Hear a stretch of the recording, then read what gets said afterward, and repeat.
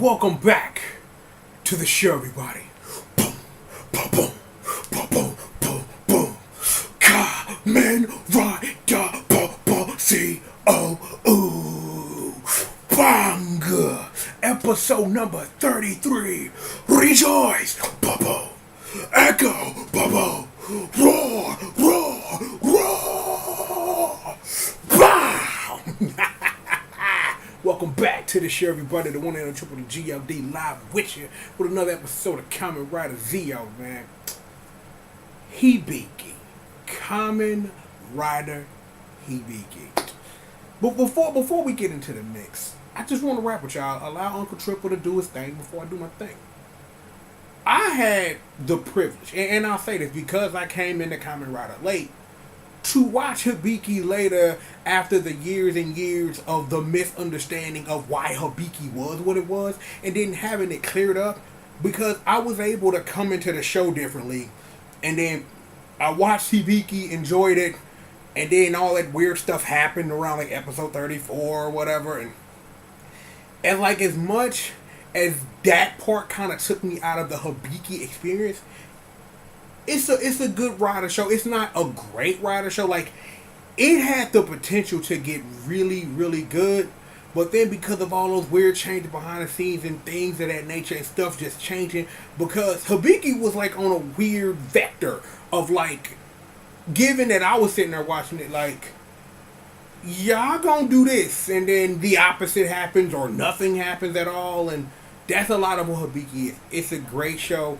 I enjoyed it, but not as much as I enjoy other rider shows. So it's not a show that I can suggest an upfront rider show, but after you get a couple under your belt and you look at this episode and the next one, and you're like, man, yo, that Hibiki look kind of cool, like I want to watch it. That's a show you watch after you get a couple under your belt, because it's a rider show that if you know what you're going and getting into, you'll enjoy it a little bit more, because it's completely the antithesis of what you think about when you hear the words Kamen and Rider put together in a compound word. But it is what it is. Hold that thought. Okay. This video not sponsored by Quick Trip. Alright. Rejoice, echo, roar. Given what this episode was, and there was a lot to this episode, especially because the beginning kicked off the episode in a way that, you know what I'm saying, that I wasn't expecting, because I didn't expect that twist that early on, and we're talking about the Kyosuke twist, because of, again, you know what, I'll see, because I was about to get into some Hibiki stuff, and I'm like, you kind of gotta like understand like how Kyosuke got to that position, and you can't, and it's like I'm thinking about it in my head, I can't explain how Kyosuke got to this position at this point, and given what it looks like is going to happen, is that I think that's something that maybe the show can do better than I can, even though I'm the one reviewing, and I think that if you watch the show you can kind of like gather the main idea of what this is supposed to be, given what is currently going on in Japan right now. Because honestly, for real, I took this inference based off of the title of the next episode, which I will not mention. But let's just say, because I've been trying to stall to try to figure out like how to say this. Let's just say the word succession. Let's just say the word passing the drumsticks, as it were, and that's where we'll leave it. That's Kyosuke's thing. And given the episode, and given like I got like legit questions about and his whole dynamic of trying to get Kyosuke's pupil to turn into another Hibiki, and I don't get it.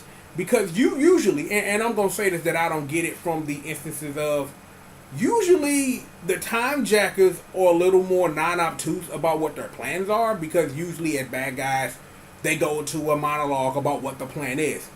We're walking to the episode, the only plan is to get Hibiki's power. Why do you want it? Because it's like, again, it's usually get because maybe let me try something real quick. Let me try to get some because I just had a thought and I kind of want to run with it. And given what the last couple of our episodes have been, that we've dealt with the technical end of the world with Blade and how that completely was all up in the Day of Oma. That we've had the Trinity on Trinity on Trinity on stacks on Trinity on Trinity on stacks when we had Agito popping off. And speaking of the Cougar, the Cougar armor was actually used because that was a movie thing. So I just wanted to mention that because I will forget. I'm wondering because that's the reason why I had the question, because it's not like it's obtuse as, you're not telling me by spilling your inner monologue of your plan, but given that our last two arcs have been very important to not only forwarding our plot when it comes to having this Day of Oma stuff either pushed back or completely done, we're not really sure, because there was a winner. And you also have the understanding of what Agito was about and how they flowed into Moon Juice. And I'm like, now, ladies and gentlemen, we also serve moon cake with your Moon Juice, because that middle of that episode when she went to go see Todoroki, I'm like, them legs. And I was like, me gusta, baby. Moon Juice and moon cakes. There's a such thing as both. Get your weight up. But that's kind of where I am right now with like all of that jumbleness of trying to figure out like what's the important takeaway that's going to forward our plot. Because at the same time, I don't want to sit here and I don't want to expect that every time somebody wants a rider power from Team Timejackers, it's for some reason to floor the plot other than just being the MacGuffin of the episode that someone will ultimately get and a thing will happen. It's just that because you're coming off two big major events, and I really consider the truth about Moon Juice and working our way to its conclusion as a major event in this series. What do you need with the power of Hibiki for? I'm wondering, given what Hibiki was, given what Onis are, and given what their mission is, why would Urs want that power other than the sake of having it? I don't know. I have no idea at all, in general, period. And you want to know something? That's okay. That's okay that for a change, I sit down, get on the mic, talk about this episode, and I don't have no clear, concise reason why the bad guy is doing what the bad guy does. I don't know.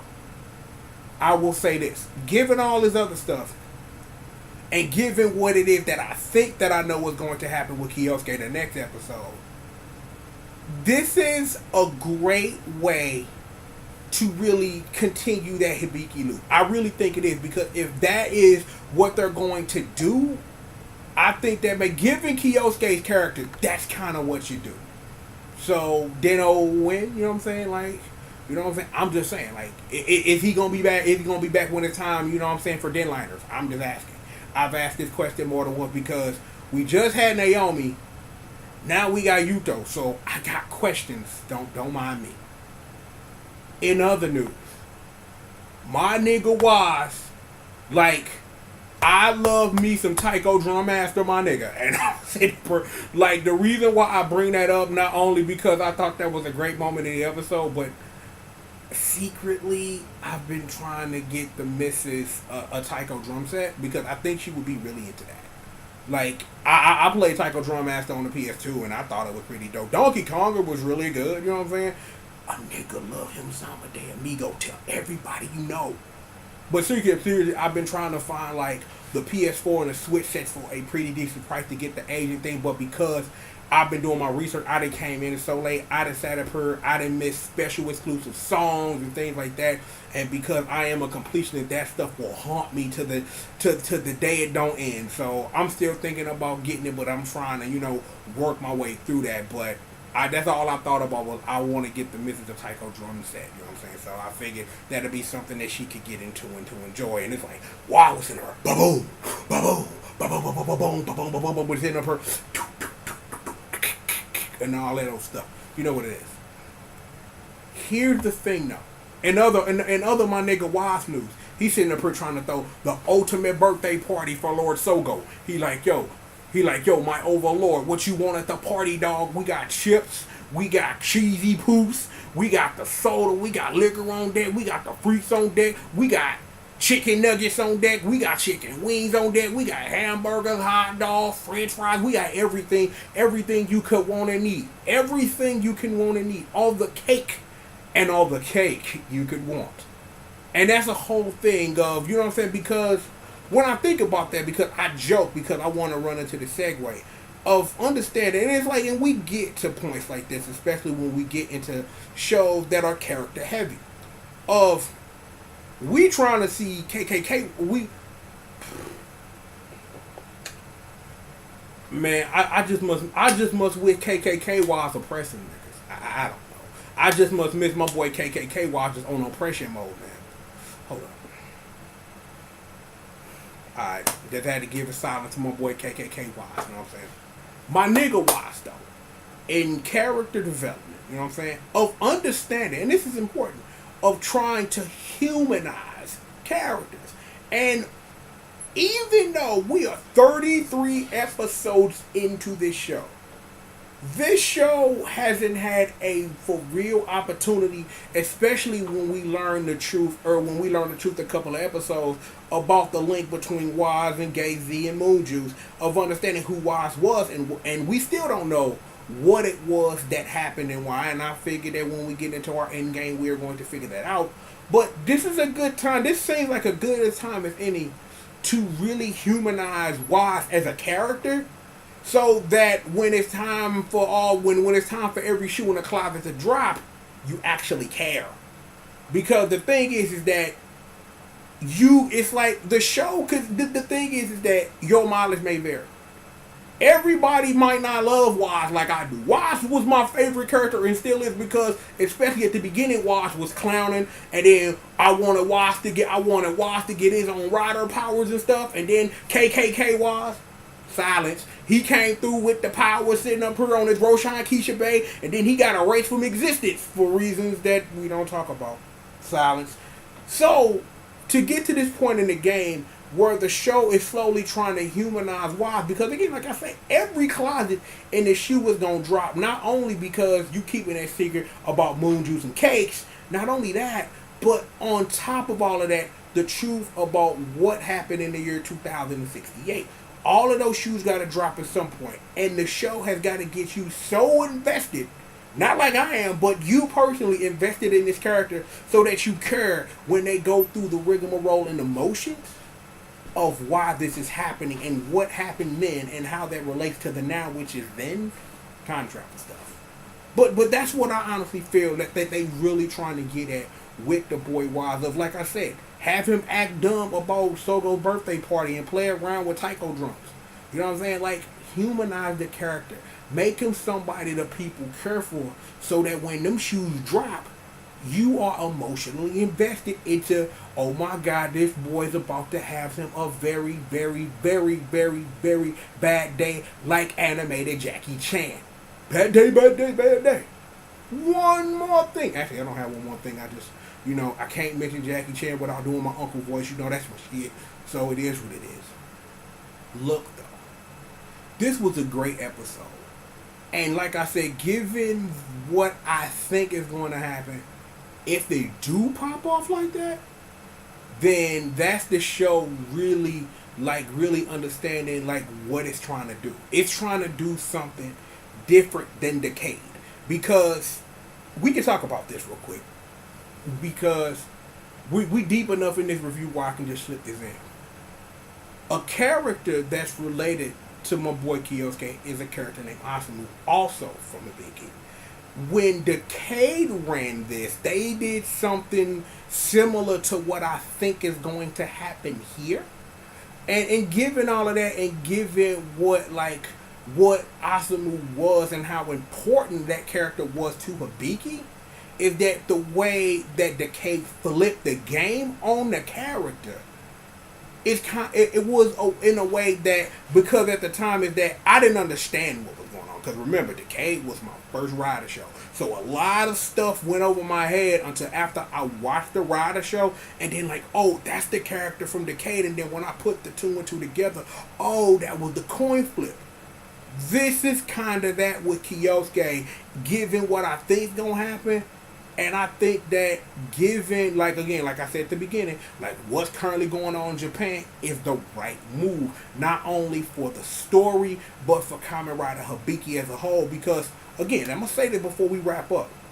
I have appreciated lately what Kamen Rider Zio has done to really close up plot holes and loops and all this old stuff that was going on that we left.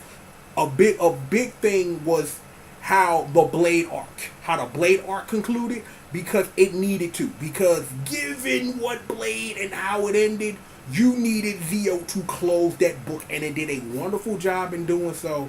But a lot of things just became non-canon in an instant, as Star Wars. But it is what it is with that. It's going to be what it's going to be sometimes. But I really appreciate that a lot of what in-game Zio is doing is really closing books. Because early stuff, because remember, we started out Zio with Build and XA. Shows that had, Build is still trying to do stuff in a new world. XA at this juncture had the verses and featuring movies that really did a lot to really close the book on what XA was, but leave it open-ended for them to visit later.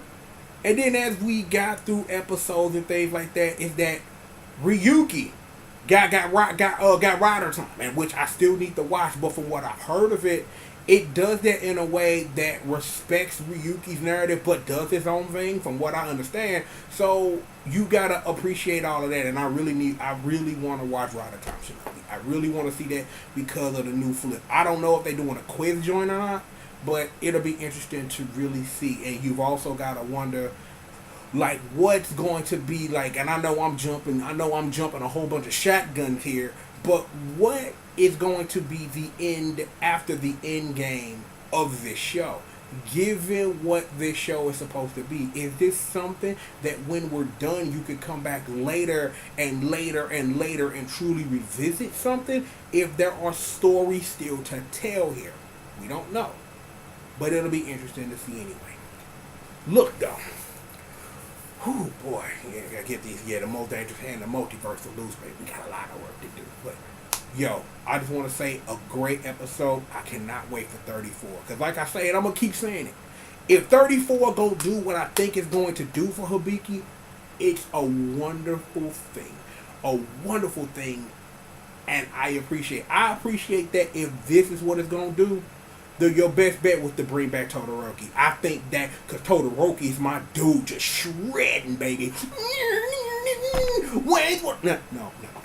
Todoroki's world, excellent, only time, or something like that. But anyway, don't mind me. Regardless of all of that, we have got more show. Bang. For you, we got plenty more show for you. Really quickly, put out a cut earlier if you are interested in playing Grand Blue Fantasy Versus. You know what I'm saying? Check out that video, get the link, sign up. Hopefully you get in, you know what I'm saying, and play some good old crack cocaine, you know what it is.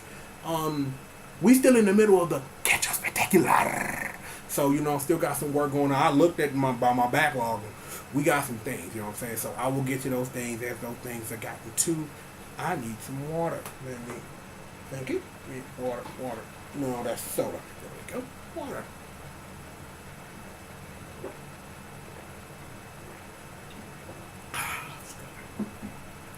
Good water, baby. You gotta love it. Da. But yo, we have got plenty of more show for you. Especially you right there. Definitely you. Yeah. For you, them, and they. Tell your folks. I am, of course, the one and only triple the G.O.D. Mr. A.K.A. C-R-A-C-K-C-O-C-A-I-N-E. Hashtag entertainment #1 dope, man. Always serving you everything you need. I'm always flanked by Squish Murder and the squad, the congregation. Praise Bessie, still on her infinite vacation, you know what I'm saying? Because, you know, human resources stuff. And, of course, Janine brings you everything on the 1s, the 2s, the 3s, and the 4s. Please stay in these streets. Stay winning, throw your dubs up. We never losing out here. We turn them into W's too. Please, we have got plenty of more show for you. One more time for the hood. Wink. Bong! Wink and bong, baby. More show for all of you right after these commercial messages. Did I mention moon juice and cake? Cause me gusta. Seriously, great episode. Can't wait for 34. Catch Us Spectacular is in effect. More show for the streets right after these commercial messages.